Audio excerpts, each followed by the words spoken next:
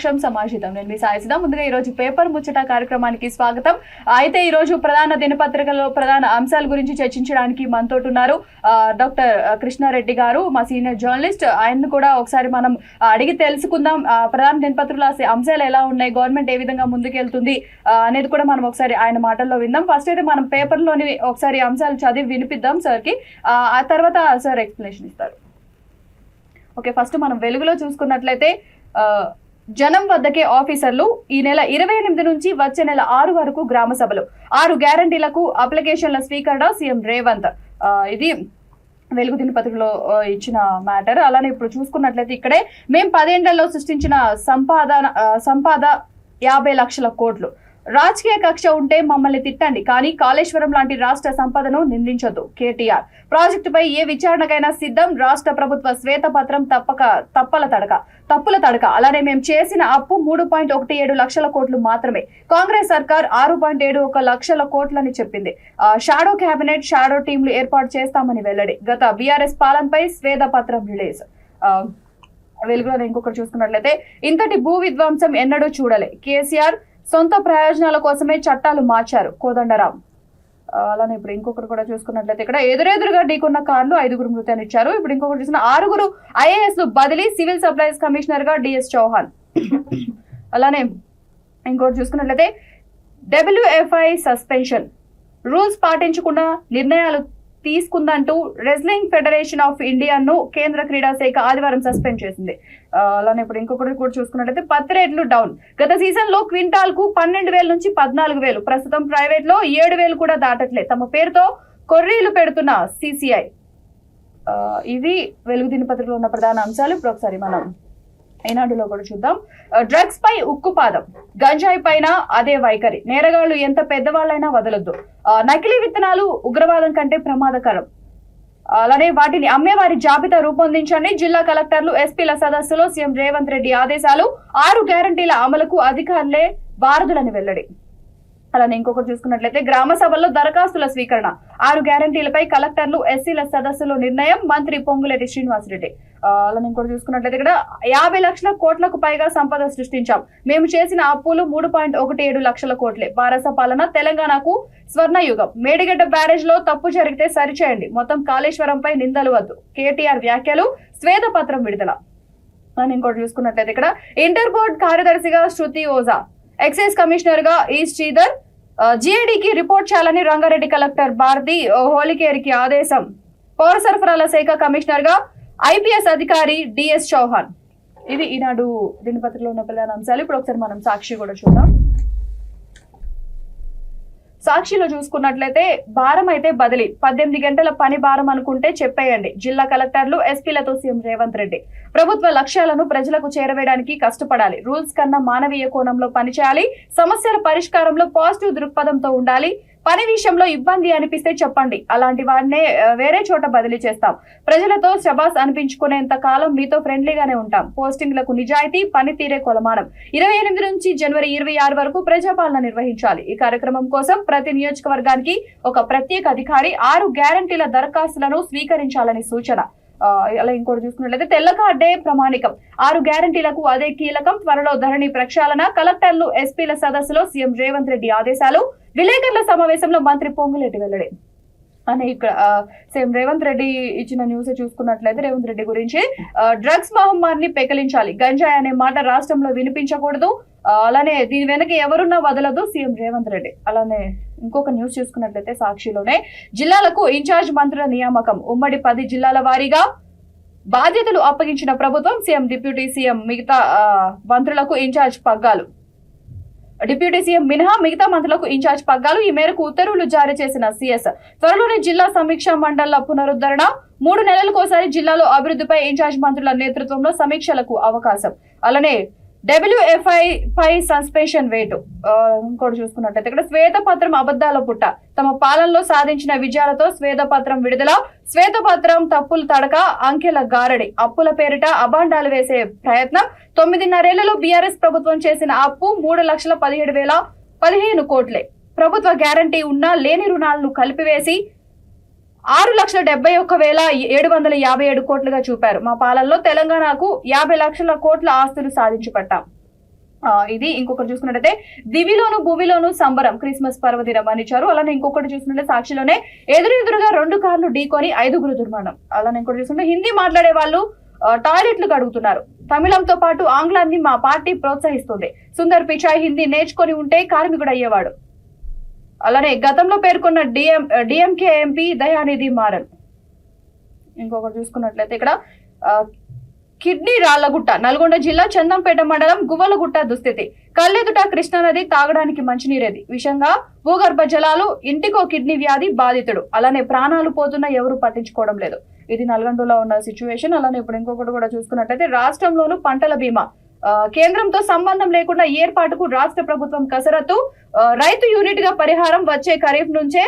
అలానే 2020లో ఫసల్ బీమా నుంచి పైదొలిగిన రాష్ట్రం. ఇవి ఇప్పటి వరకు ఉన్న ప్రధాన అంశాలు.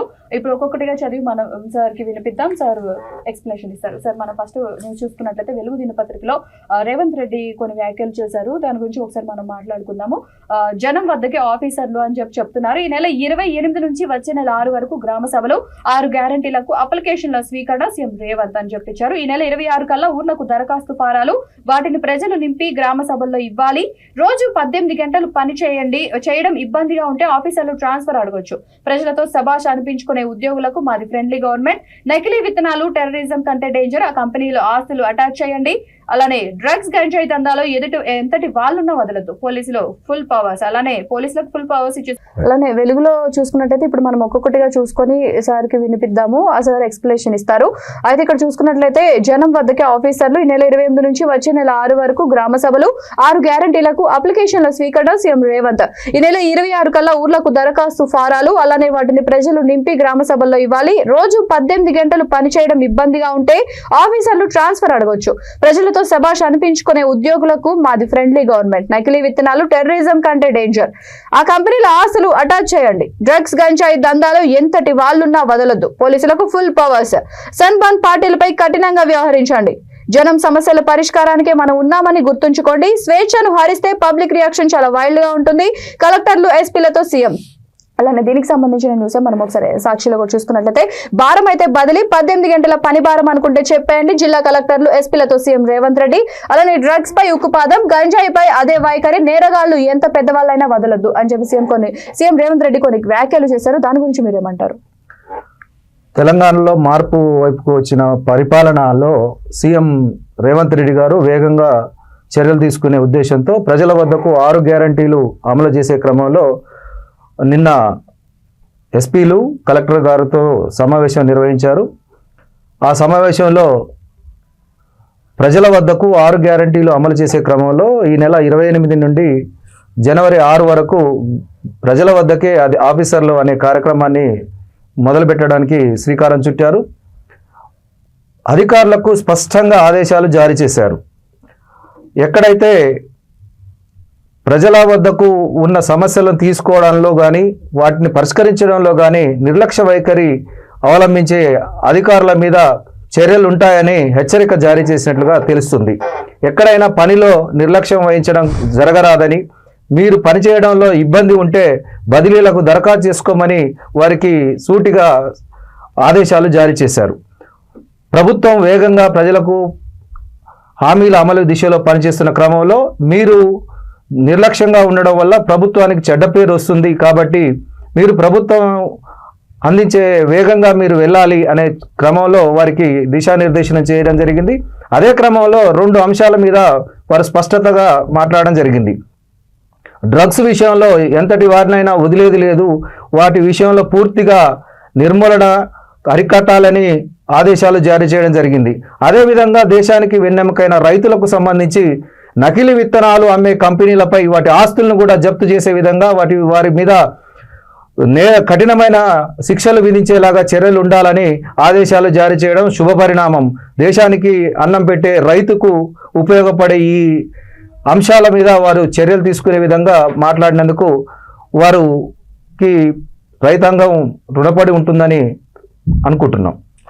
ఓకే సార్, ఇప్పుడు ఇంకొకటి చూసుకున్నట్లయితే ఇక్కడ వెలుగు దినపత్రికలో మేము 10 ఏళ్లలో సృష్టించిన సంపద 50 లక్షల కోట్లు, రాజకీయ కక్ష ఉంటే మమ్మల్ని తిట్టండి కానీ కాళేశ్వరం లాంటి రాష్ట్ర సంపదను నిందించొద్దు. కేటీఆర్ ప్రాజెక్టులపై ఏ విచారణకైనా సిద్ధం. రాష్ట్ర ప్రభుత్వ శ్వేతపత్రం తప్పుల తడక. మేము చేసిన అప్పు 3.17 లక్షల కోట్లు మాత్రమే. కాంగ్రెస్ సర్కార్ 6.71 లక్షల కోట్లని చెప్పింది. షాడో కేబినెట్, షాడో టీంలు ఏర్పాటు చేస్తామని వెల్లడి. గత బీఆర్ఎస్ పాలనపై శ్వేతపత్రం రిలీజ్. అలానే దీనికి సంబంధించిన న్యూస్ సాక్షిలో కూడా చూసుకున్నట్లయితే సార్, శ్వేతపత్రం అబద్ధాల పుట్ట, కాంగ్రెస్ సర్కారుపై BRS working president KTR fire. అలానే ఇంకొకటి కూడా చూసుకున్నట్లయితే ఇక్కడ 50 లక్షల కోట్లకు పైగా సంపదన సృష్టించాం. మేము చేసిన అప్పులు 3.17 లక్షల కోట్లే. అలానే ఇక్కడ కాంగ్రెస్ శ్వేతపత్రం రిలీజ్ చేస్తే వీళ్ళు శ్వేతపత్రం రిలీజ్ చేశారు సార్ కేటీఆర్. ఇక్కడ గత తెలంగాణ రాష్ట్రం ఏర్పడిన తర్వాత గత 10 ఏళ్ల పాలనపై ప్రస్తుత ప్రభుత్వం శ్వేతపత్రం, ప్రభుత్వ శాఖలలో జరిగిన పనులు, అయిన ఖర్చులు, చేసిన అప్పుల విషయంలో స్పష్టంగా ప్రజలకు ఆయా శాఖల పరిస్థితిని, రాష్ట్ర ఆర్థిక పరిస్థితిని ప్రజలకు వివరించే క్రమంలో శ్వేతపత్రాన్ని విడుదల చేయడం జరిగింది. ఆ శ్వేతపత్రం మీద గత పాలకులైన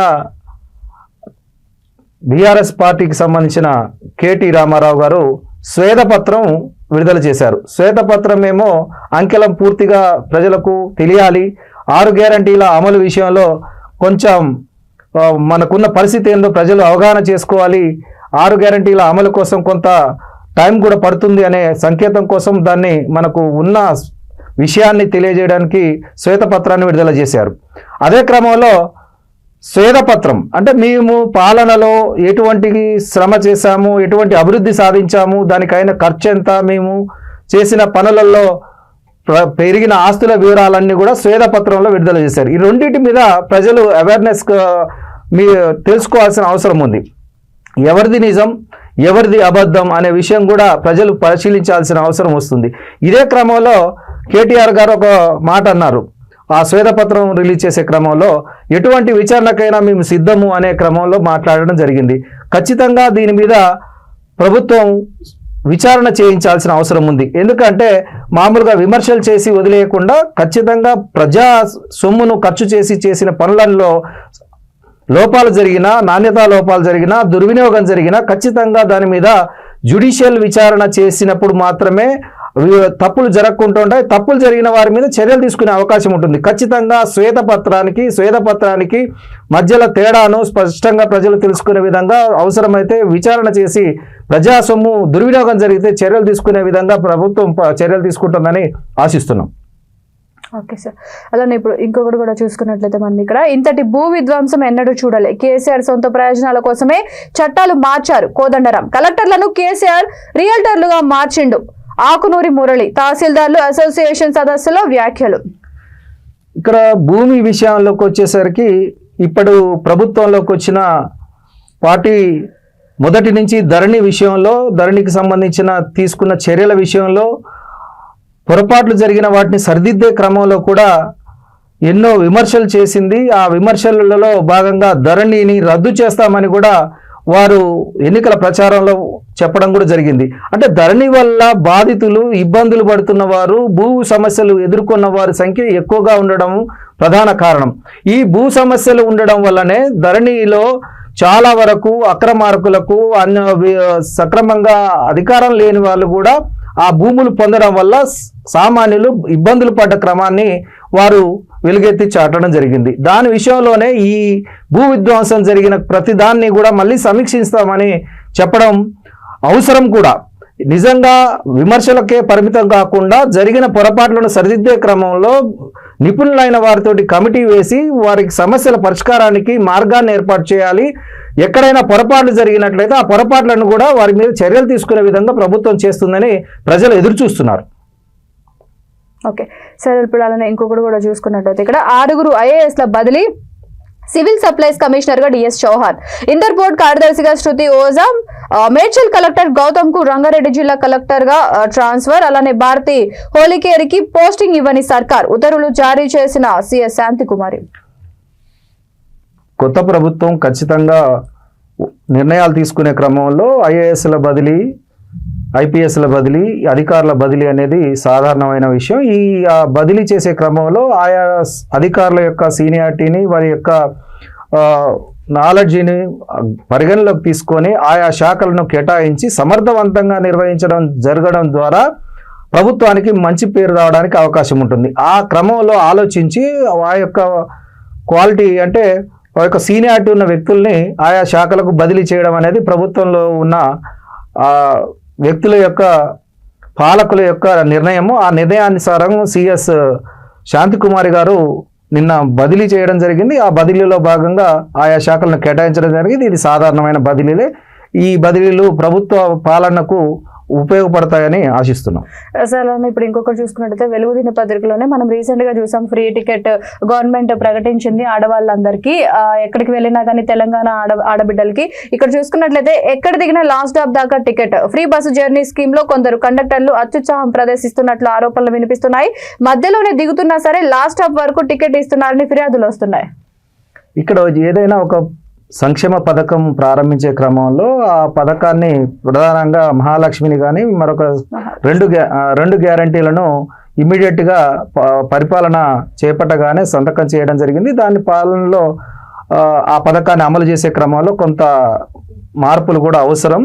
ఖచ్చితంగా లెక్క తేల్చుకోవాలి కోసం ఎంత రాయితీ మీద ఆర్టీసీలో ప్రయాణం చేస్తున్న మహిళల సంఖ్య తెలియడం వల్ల భవిష్యత్తులో ఆర్టీసీకి ఏదైనా సహాయం చేయాల్సి వచ్చినప్పుడు, ఆర్టీసీని కాపాడే క్రమంలో సహాయం చేయాల్సి వచ్చినప్పుడు రాయితీ మీద ప్రయాణం చేసిన మొత్తం ఎంత, ఆ మొత్తాన్ని ప్రభుత్వం సమకూర్చే దిశగా లెక్కలు వేయాల్సిన అవసరం వచ్చినప్పుడు ఈ జీరో టికెట్ అనేది లెక్కలోకి తీసుకోవడం జరుగుతుంది. అదే క్రమంలో దీన్ని కొంత అనాలిసిస్ కూడా చేయాల్సిన అవసరం ఉంది. జీరో టికెట్లను లెక్క లేకుండా చింపేయడం వల్ల, ఎక్కువ సంఖ్యలో చూపడం వల్ల, ఎక్కువ మంది ప్రయాణికులు ప్రయాణించినట్టుగా చూపడం వల్ల ఆర్టీసీలో ఎక్కువ జనం ప్రయాణించినట్లుగా చూపిస్తున్నారు. దీని విషయంలో కొంత చర్యలు అవసరం. ఈ చర్యలు లేకపోతే మనం భవిష్యత్తులో ఆర్టీసీకి ఈ ఉచిత ప్రయాణం వలన ఎక్కువ నష్టం జరిగిందని వాళ్ళు చెప్పే ప్రమాదం ఉంది.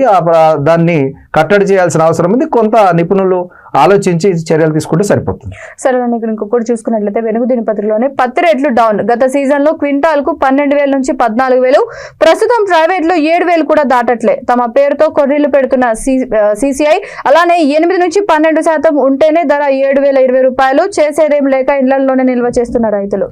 ఇక్కడ ప్రధానంగా రైతులు తెల్ల బంగారంగా భావించే పత్తి సాగు చేసే క్రమంలో, సాగు విత్తనం మొదలుపెట్టిన నుంచి సాగు చేసే ప్రతి ఖర్చు పెరుగుతున్న క్రమంలో దిగుబడి వచ్చిన పంటకు సరైన రేటు రాకపోవడం చాలా ఇబ్బందికరమైన పరిస్థితి రైతులకు ఉన్నది. ఆ రైతులు బాగు కోసం ఆలోచించాల్సిన ప్రభుత్వాలు సరైన రేట్లు వచ్చేలాగా చూడాలి. ఆ కొర్రీలు పెట్టే విషయంలో కూడా కొంత వైఖరిని మార్చుకోవాల్సిన అవసరం ఉంది. వారికి తగిన విధంగా సూచనలు చేయాలి. విధానపరంగా వీలైతే పత్తిని ఎక్స్పోర్ట్ చేసే విషయంలో కూడా కొన్ని చర్యలు తీసుకున్నట్లయితే పత్తికి ఖచ్చితంగా గిట్టుబాటు ధర రావాలి. మద్దతు ధర ప్రభుత్వం ఇస్తున్న దానికంటే మికిలి గిట్టుబాటు ధర రావాలి. గిట్టుబాటు ధర రాగలిగినప్పుడు మాత్రమే రైతుకు మేలు జరుగుతుంది, అతనికి ఆదాయం పెరుగుతుంది. సార్ ఒకసారి ఎగ్జాంపుల్ చూద్దాం. ఇందులోది ఒక రైతు సిద్దిపేట జిల్లా కొండపాక మండలం అంకిరెడ్డిపల్లి గ్రామానికి చెందిన ఒక రైతు తన ఎకరం పొలంలో పత్తి సాగు చేశాడు. అష్ట కష్టాలు పడితే 8 క్వింటాల్లో పత్తి చేతికి వచ్చింది. CCI సెంటర్ కు తీసుకెళ్తే తేమ ఎక్కువ అవుతుందని చెప్పడంతో ప్రైవేట్ లో అడిగాడు. వాళ్ళు 6,200 రూపాయల రేటు చెప్పడంతో ధర వచ్చినప్పుడు అమ్ముకుందామని ఇంటికి తీసుకెళ్లి ఇట్లా నిల్వ చేశాడు. ఈ గత నుంచి రేట్లు డౌన్ ఉన్నాయని చాలా మంది పత్తి రైతులు వారి ఇళ్లలోనే నిల్వ చేసుకోవడం జరిగింది. రేట్లు పెరుగుతాయని ఎదురు చూసి కాలం గడిచిపోతుంది తప్ప రేట్లు పెరిగే క్రమం లేదు. యాక్చువల్ పూర్తిగా కొత్త ప్రభుత్వం వచ్చింది. కొత్త ప్రభుత్వం మీద కొంత రైతులకు ఆశలు ఉన్నాయి. వారు కొత్త ప్రభుత్వం కూడా అనాలిసిస్ చేయాల్సిన అవసరం ఉంది. విశ్లేషణ చేసి అసలు పత్తి ఎంత ఉంది, నిల్వ ఈ రైతుల ఇళ్లలో ఎంత ఉంది, దీన్ని మనం ఎక్స్పోర్ట్ చేయడానికి ఏమైనా అవకాశం ఉందా, రేట్లు పెరగడానికి అవకాశం అంటే ఎక్స్పోర్ట్ చేయడానికి అవకాశం ఉందా చూడాలి. దాని దిశలో ప్రభుత్వం చర్యలు తీసుకోవడం వల్ల మాత్రమే మేలు జరుగుతుంది. లేని పరిస్థితుల్లో పత్తి వేయడం ఇబ్బందికరమైన పరిస్థితి ఏర్పడుతుంది. రాబోయే రోజుల్లో ఆ పత్తి వేయకుండా ఇబ్బంది పడే పరిస్థితి ఉంటుంది. కాబట్టి రైతులకు ఉపయోగపడేలాగా అసలు అనాలిసిస్ చేయాల్సిన అవసరం ఉంది. వ్యవసాయ శాఖ పూర్తి వివరాలను సేకరించి ప్రభుత్వాన్ని ముందు పెట్టగలిగితే వారికి మేలు జరుగుతుంది. కనీసం వారు రైతులు చెప్తున్నది ఏంటంటే మేము సాగు చేసిన ఖర్చులు కూడా రాలేని పరిస్థితుల్లో రేట్లు ఉన్నాయని ఇబ్బందులు పడుతున్నారు, మదన పడుతున్నారు, బాధపడుతున్నారు. కాబట్టి ఖచ్చితంగా ప్రభుత్వం ఈ దిశగా చర్యలు తీసుకోవాలని కోరుతున్నాం. Okay sir. అలానే ఇప్పుడు ఇంకొకటి చూస్తున్నట్టయితే వెలుగు దినపత్రికలోనే 2 నెలల ముందే మేడారానికి పోటెత్తిన భక్తులు కరోనా రద్దీ భయంతో ముందస్తు మొక్కులు, సమ్మక్క సారక్కల గద్దెల వద్ద తోపులాట, తల్లులను 1,00,000 మందికి పైగా దర్శించుకున్నారు. త్రాగునీరు, టాయిలెట్లు, బాత్రూంలు లేక అవస్థలు. ఇది మేడారం జాతర కానీ ఇతరతర జాతరలు కానీ ఆ కాలంలో ఏర్పాట్లు చేయడానికి మొగ్గు చూపుతున్నారు కానీ శాశ్వత ప్రాతిపదికన ఉండేలాగా ఏర్పాట్లు చేసే అవసరం ఉంది. ప్రజలు ఎప్పటికప్పుడు దర్శించుకోవడానికి వెళ్ళినప్పుడు సౌకర్యాలు లేకపోవడం వల్ల ఇబ్బందులు పడుతున్నారు. అదే క్రమంలో ఈ ఏదైతే ఇబ్బందులు ఉన్న వాటికి మార్పులకు సౌకర్యాలు ఏర్పాటు చేస్తూ కరోనా అనే భయాన్ని కూడా కట్టడి చేయడానికి కొంత ప్రభుత్వం అవేర్నెస్ కల్పించాల్సిన అవసరం ఉంది. ఇప్పటికే ఇంకా మాస్కులు ధరించాలని ఆదేశాలు జారీ చేస్తున్నారు. అయినా ఇబ్బంది పడకుండా మీరు మంచి పౌష్టికాహారము, రోగ నిరోధక శక్తి పెంచే ఆహార పదార్థాలు తినాలని వైద్య శాఖ నుంచి ఆదేశాలు వస్తున్నాయి. ఇవన్నీ కూడా కొంత ప్రజలు కూడా గమనించాలి. మన ఆరోగ్యం కోసం మనం చర్యలు తీసుకోవడం వల్ల ఇబ్బంది రాకుండా ఉంటుంది. ప్రభుత్వానికి కూడా అవేర్నెస్ చేసే బాధ్యతను ప్రభుత్వం సైడ్ ఉండాలని కోరుకుంటుంది. సరే, ఇప్పుడు సాక్షిలో చూసుకున్నట్లయితే కిడ్నీ రాళ్లగుట్ట, నల్గొండ జిల్లా చందంపేట మండలం గువ్వలగుట్ట దుస్థితి. కళ్ళెదుట కృష్ణా నది, తాగడానికి మంచినీరేది, విషంలో భూగర్భ జలాలు. ఇంటికో కిడ్నీ వ్యాధి బాధితుడు, ప్రాణాలు పోతున్నా ఎవరూ పట్టించుకోవడం లేదు. దీని విషయాల్లో కొంచెం మనం తప్పనిసరిగా ఆలోచించాల్సిన అవసరం ఏంటంటే గత పాలన కానీ మొత్తం టోటల్గా అనాలిసిస్ చేసుకుంటే ఒక సామాన్యుడికి సరి అయిన ప్రమాణం గల, నాణ్యత గల మంచినీటిని అందించలేని పాలన అందిందని వార్తను చూస్తే అర్థమవుతుంది. ఖచ్చితంగా మనిషి ఆరోగ్యానికి ముఖ్యమైనది నీరే ఆధారం. ఆ మంచినీరు అనేది నాణ్యతతో కూడుకున్నది అయినప్పుడు మాత్రమే మనిషి ఆరోగ్యంగా ఉండగలుగుతాడు. ఈ కిడ్నీ సమస్యలు రావడానికి ప్రధాన కారణం ఏంటంటే నీటిలో నాణ్యత లేని నీటిని కన్జ్యూమ్ చేస్తున్న క్రమంలో, వాడకం చేస్తున్న క్రమంలో ఇబ్బందులు వస్తున్నాయి. కిడ్నీలో రాళ్ళు రావడం జరుగుతుంది. ఇది కిడ్నీ రాళ్ళ గుట్టగా ఆ గ్రామం పూర్తిగా ప్రతి ఇంటిలో ఒక కిడ్నీ సమస్యతో బాధపడే, కిడ్నీలో రాళ్ళ సమస్యతో బాధపడే వాళ్ళు ఉన్నారని సాక్షి కథనం వెలుగులోకి తీసుకొచ్చింది. దీని మీద ఇమ్మీడియట్గా విచారణ చేయాలి, పూర్తి స్థాయి నివేదికను తెప్పించుకోవాలి. ఇటువంటి గ్రామాలు ఎక్కడ ఉన్నా ముందుగా వీటి మంచినీటిని ప్రతి పౌరునికి అందేలా చర్యలు తీసుకోవాలని ప్రభుత్వాన్ని కోరుకుంటున్నాం. సరే, ఇంకోటి చూసుకున్నట్టయితే రాష్ట్రంలోనూ పంటల బీమా కేంద్రంతో సంబంధం లేకుండా ఏర్పాటుకు రాష్ట్ర ప్రభుత్వం కసరత్తు. రైతు యూనిట్ గా పరిహారం వచ్చే ఖరీఫ్ నుంచే. అలానే 2020లో ఫసల్ బీమా నుంచి వైదొలిగిన రాష్ట్రం. ఇక్కడ రైతు బీమా అనగానే గతంలో ఒక గ్రామాన్ని యూనిట్గా లేదా మండలాన్ని, జిల్లాను యూనిట్గా తీసుకున్న క్రమం కనపడింది. గ్రామాన్ని, మండలాన్ని ఈ విస్తీర్ణం ఎక్కువగా యూనిట్గా తీసుకున్న క్రమంలో ఎనాలిసిస్ చేసినప్పుడు అధిక వర్షం వచ్చినా కానీ లేదా అనావృష్టి జరిగినా కానీ ఎనాలిసిస్ చేసినప్పుడు సామాన్యంగా వచ్చేది. దీనివల్ల రైతులు నష్టపోయినా బీమా వచ్చే పరిస్థితి లేదు. ఇక్కడ మనకు ఒక అంశం రాశారు, రైతు యూనిట్గా పంటల బీమాను అమలు చేస్తామనే విషయాన్ని రాశారు. ఇది చాలా శుభసూచకం. ఎందుకంటే బీమా చేసిన వ్యక్తి ఖచ్చితంగా తనకు నష్టం జరిగినప్పుడు ఆదుకుంటుంది అనే క్రమంలో బీమా చేస్తాడు. ఆ బీమా అనేది రైతుకు అందినప్పుడు అతనికి సపోర్టింగ్గా ఉంటుంది, భరోసాగా ఉంటుంది. తనకు కనీసం పెట్టుబడి పెట్టిన నష్టమైనా పూడ్చుకునే అవకాశం ఉంటుంది. కాబట్టి తనకు పంటల బీమా పథకం ఎంతో ఉపయోగం. ఖచ్చితంగా రైతు యూనిట్గా ఈ పంటల బీమాను అమలు చేసే కార్యక్రమంలో చర్యలు తీసుకుంటుందని, ఆ దిశగా సాగుతుందని, రైతులకు మేలు చేస్తుందని కోరుకుంటుంది. సరే, ఇప్పుడు ఇంకొకటి చూసుకున్నట్లయితే ఈనాడు దినపత్రికలో చూద్దాం. ఇప్పుడు ఇంటర్ బోర్డు కార్యదర్శిగా శృతి ఓజా, ఎక్సైజ్ కమిషనర్ గా ఈ శ్రీధర్, జిఏడికి రిపోర్ట్ చేయాలని రంగారెడ్డి కలెక్టర్ భారతి హోలికేరికి ఆదేశం. పౌర సరఫరాల శాఖ కమిషనర్ గా ఐపీఎస్ అధికారి డిఎస్ చౌహాన్. ఇక్కడ ఐఏఎస్లను బదిలీ కానీ, ఇంటర్ బోర్డు కార్యదర్శి బదిలీ కానీ మిగతావన్నీ కూడా ప్రభుత్వ పాలనలో వారి యొక్క సీనియారిటీని, తర్వాత వాళ్ళ పనితీరును, తర్వాత ప్రభుత్వం యొక్క ఆలోచన విధానాన్ని అనుసరించి రకరకాల పోస్టులలో బదిలీ చేయడం జరుగుతుంది. ఆ బదిలీలో భాగంగానే వీరి బదిలీ అనుకుంటున్నాం.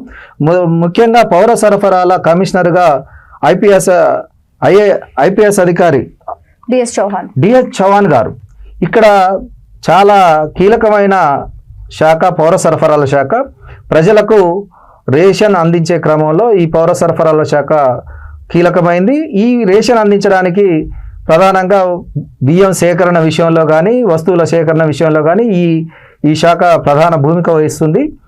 ఈ భూమిక వహించే క్రమంలో పౌర సరఫరాల శాఖ మంత్రి గారు మొన్న రివ్యూలో చెప్పడం జరిగింది, ఏదైతే ప్రభుత్వం నుంచి కస్టమ్స్ మిల్లింగ్ ఇవ్వడం జరిగిందో ఆ మిల్లింగ్కు సంబంధించిన బియ్యాన్ని గడువు లోపల ఇవని మిల్లర్లపై చర్యలు తీసుకునే విధంగా వారు మాట్లాడడం జరిగింది. ఆ కసరత్తు జరుగుతుంది.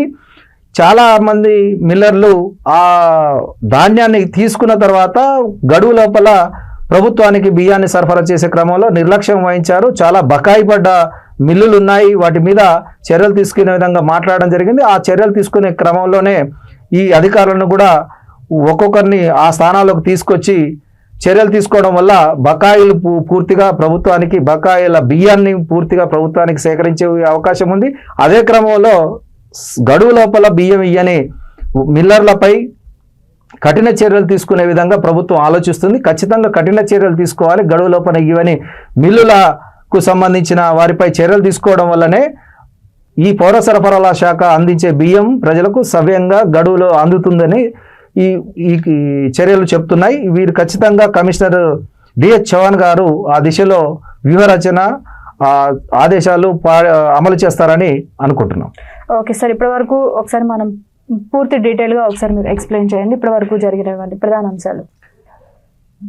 ఇప్పుడు సమాచార వ్యవస్థ వేగంగా ఉంది. ప్రతి వ్యక్తి ఎప్పటికప్పుడు నిరంతరం నెక్స్ట్ రోజు వార్తలు చూసే క్రమంలో కాకుండా ఎప్పటికప్పుడు గంటకు ప్రజలు కూడా వార్తలు చూసే క్రమంలో ఉన్న ఆ పరిస్థితి ఉన్నది. ఎక్కడికక్కడ సమాచారం అందుతుంది. ప్రభుత్వం ఏం చేస్తుంది, ఎంత త్వరగా 6 గ్యారంటీలు అమలు చేస్తుంది, 6 గ్యారంటీలు అమలు చేసే క్రమంలో వచ్చే ఇబ్బందులు ఏంటి, వారికి దిశానిర్దేశనం ఎట్లా చేస్తున్నారు, అధికారుల ప్రజల వద్దకు వచ్చే క్రమంలో కానీ దరఖాస్తు చేసుకునే క్రమంలో కానీ ఎలా దరఖాస్తు చేసుకోవాలి, 6 గ్యారంటీలను పొందడానికి మేము ఎట్లా ప్రభుత్వానికి దరఖాస్తు చేసుకోవాలి, ఎప్పుడు దరఖాస్తు చేసుకోవాలి, ఏ ఫార్మాట్లో దరఖాస్తు చేసుకోవాలి అనే అంశం ప్రజలు ఆలోచిస్తున్న క్రమంలోనే ఎస్పీలతో మరియు జిల్లా కలెక్టర్ల గారితో మీటింగ్ పెట్టడం జరిగింది. ఆ మీటింగ్లో పూర్తి ఆదేశాలు జారీ చేయడం జరిగింది. వ్యవస్థలో డ్రగ్స్ పైన ఉక్కుపాదం చేయడం అనే అంశం ఆదేశం స్పష్టంగా ఇవ్వడం జరిగింది. వారికి సీఎం గారు ఈ తీసుకున్న నిర్ణయం వల్ల యువత భవిష్యత్తు